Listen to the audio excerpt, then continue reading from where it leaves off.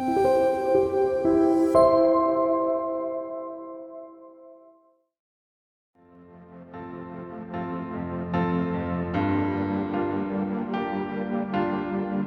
제목은 야곱이 또 에서를 속인 것일까입니다.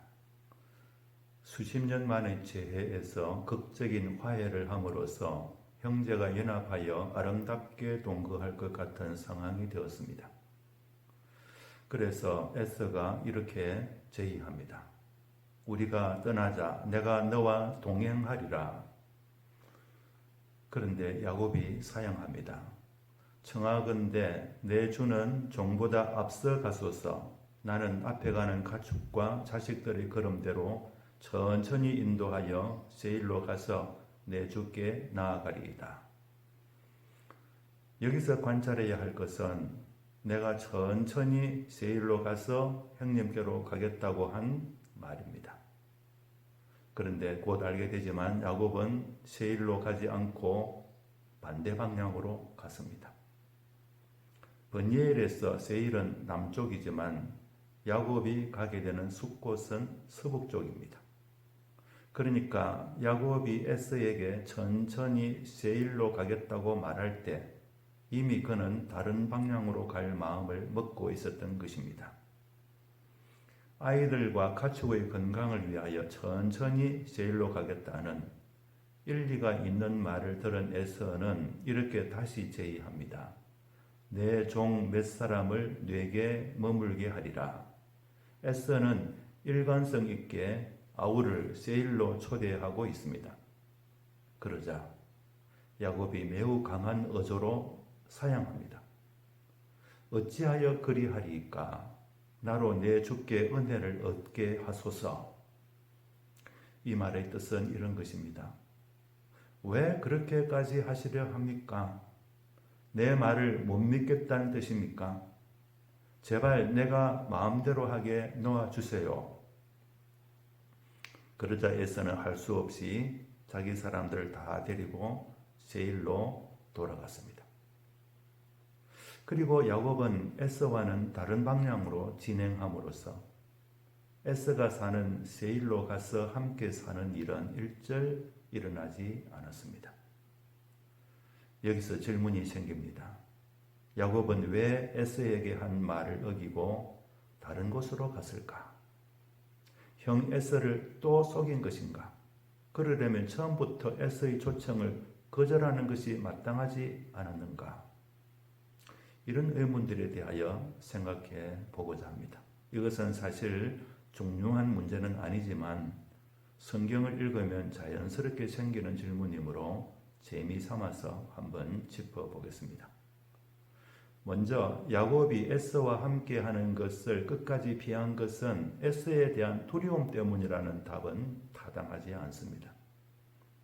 왜냐하면 그렇게 해석하는 것은 야곱의 브니엘 체험, 에서와 끌어안고 서로 눈물을 흘리며 울었다는 것, 그리고 형님의 얼굴이 하나님 얼굴처럼 보인다고 한 말씀들을 무시하는 것이기 때문입니다. 야곱은 브니엘에서 참으로 하나님의 은혜를 체험하였고 에서와 진짜 화해하였고 에서의 얼굴에서 두려움이 아니라 하나님의 은혜와 자비를 느꼈기 때문입니다. 그러므로 야곱이 여전히 에서를 두려워하여 거짓말을 한 것이라고 생각하는 것은 맞는 대답이라 할 수 없습니다. 그러면 진짜 이유가 무엇일까요? 그것은 야곱 자신을 위한 것이기도 하지만 그보다는 형 에서를 배려한 것으로 보인다 하는 것입니다. 납득하기 어렵다 하는 느낌이 드실 수 있지만 제가 여러 번 생각해 보니 이것이 사실에 더 맞을 것이라는 확신이 들었습니다. 저희 설명을 다 들으신 다음에 여러분이 스스로 판단해 보시기를 바랍니다. 우리는 야곱이 에서를 두려워하였다는 것만 생각하기 쉬운데 사실은 에서도 야곱을 두려워하고 있었습니다. 에서가 400명이나 되는 어마어마한 장정을 데리고 온 것이 그 증거입니다. 그것은 야곱을 공격하기 위해서라기보다는 자기 자신을 방어하기 위함이었을 가능성이 큽니다. 이 사실을 야곱은 에서를 대면하고 끌어안고 울었을 때 직감하게 되었을 것입니다. 에서의 입장에서 한번 생각해 봅시다. 에서는 야곱에 대한 트라우마를 가졌을 가능성이 큽니다. 야곱은 머리가 좋고 꾀가 많은 동생입니다. 그는 예측하기 힘든 행동으로 자기를 속이고 자기의 것을 빼앗아 갔습니다. 그러므로 만약 앞으로 함께 살게 되면 또 어떤 일로 자기를 속이고 자기 사람들과 재물을 빼앗아가고 자기에게 손해를 끼칠지 모른다 하는 불안과 두려움이 있었을 것입니다. 간단히 말해서 에서에게 야곱은 믿을 수 없는, 함께 살기에는 마음이 놓이지 않는 그런 동생입니다. 그렇지만 에서는 이러한 자기의 속마음을 솔직하게 드러낼 수는 없었습니다. 자기에게 깍듯이 예의를 차리는 동생을 박정하게 대할 수는 없었던 것입니다. 불안하기 거지 없었지만 에서는 대범한 척 동생에게 손을 내밀지 않을 수 없었습니다. 그래서 그는 야곱에게 자기에게로 와서 함께 살자 하고 제안한 것입니다. 그것이 형다운 행동이기 때문입니다. 속마음과는 다르게 함께 살자, 함께 가자고 말할 수밖에 없었던 것입니다. 야곱은 에서의 이런 속마음을 잘 알았습니다. 그러나 자기가 형의 마음속을 잘 알고 있다는 사실을 드러낼 수는 없었습니다. 그 또한 형의 자존심에 상처를 주는 것이기 때문입니다. 그래서 그는 함께 가자고 말하는 에서에게 핑계거리를 둘러대면서 천천히 가겠노라고 한 것입니다. 아마 에서도 야곱의 말을 듣고 속으로 안도하였을 것입니다. 그는 얼마 후 야곱이 다른 곳으로 간 사실을 알았지만 분노하거나 섭섭하게 여기지 않았던 것으로 보입니다. 야곱이 다른 방향으로 간 것은 에서의 입장에서 불감청이나 고소원이었습니다. 그렇게 해달라고 내 입으로 말할 수는 없지만 그것이 바로 내가 원하는 바다라는 뜻입니다. 에서가 사실 마음속으로 원하는 바는 야곱이 자기의 제의를 받아들이지 않는 것이었는데 야곱은 진짜 그렇게 해준 것입니다. 야곱이 에서에게 천천히 세일에 가서 형님을 뵙겠다라고 한 것은 반드시 그렇게 하겠다는 약속은 아니었습니다. 오히려 형의 입장을 배려한 말이었습니다. 그 결과 야곱과 에서는 서로 윈윈했습니다.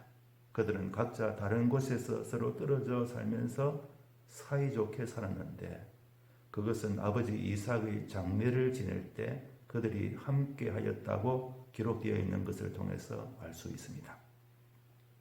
만약에 그들이 함께 살았다면 결코 원만하게 살 수 없었을 것입니다. 우리는 이 사건에서 산전수전 다 겪은 야곱이 이제는 생각이 깊은 사람이 되어 있었다라는 사실을 발견하게 됩니다. 오늘 이야기의 야곱에게서 다음과 같은 지혜를 배울 수 있지 않을까 합니다. 어떤 결과가 더 선한 것인지 혹은 가장 선한 것인지를 먼저 판단해 보아야 한다는 것입니다. 야곱은 형의 제의를 따라 세일로 가서 함께 사는 것이 좋을지 아니면 베델 쪽으로 가는 것이 좋을지를 판단해야 했고 그 판단에 따라서 좋은 쪽을 선택하였습니다.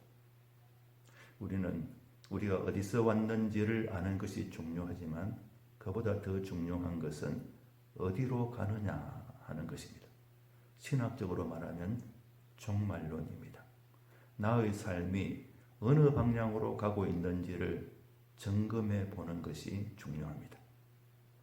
또 겉말과 속마음을 분별할 수 있는 지혜를 구해야 하겠습니다. 제가 추론한 것이 맞다면 야곱은 에서의 말만 듣고 행한 것이 아니라 에서의 속마음을 분별하고 그에 맞게 행동했습니다. 귀로 들리는 말대로만 하면 안 됩니다. 문자주의의 위험성이 거기에 있습니다. 때로는 진실이 속에 감추어져 있기 때문입니다. 언뜻 야곱이 시건한 것 같지만 사실은 에서에게 최선을 다한 것임을 알 수 있습니다. 큰 말만 보고 판단함으로써 이를 그르치는 일이 없도록 기도하면서 살아야 하겠습니다. 감사합니다.